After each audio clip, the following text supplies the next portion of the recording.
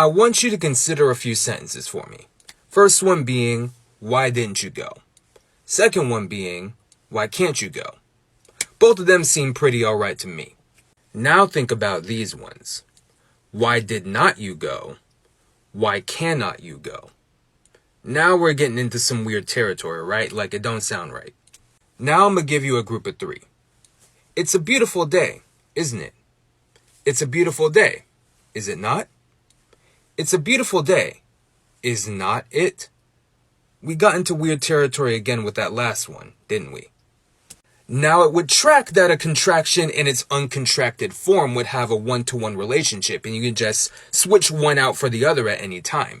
But as we just seen, we actually can't do that. So it must be something going on here. What's happening is that we got grammatical processes happening up in our brains that we just aren't consciously aware of. But we see them play out in different areas like subject-auxiliary inversion. Subject-auxiliary inversion is when a subject and an auxiliary or helping verb switch positions in a sentence. And we use this to create yes-no questions. So for example, I can say, he didn't like the wipes, right? That's just a statement. But if I invert it, I can say something like, didn't he like the wipes?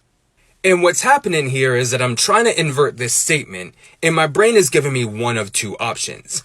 Either I take the auxiliary, combine it with a negation, and then invert, and then I say, didn't he? Or I can take that auxiliary on its own, invert, and then say, did he not? And whatever the situation calls for will determine which one I choose. But what I can't do is combine, invert, and then break apart again to say, did not he?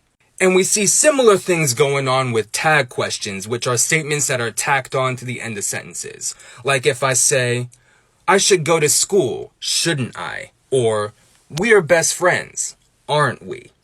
Like in English, we're not going to contract something, tag it onto the end of a statement, and then break that contraction apart. That's just not the way our brains is wired. So even though a contraction will have an uncontracted form, the behavior of those two forms can be pretty different. And this goes beyond just speaking English and more to doing English, like we're Englishing.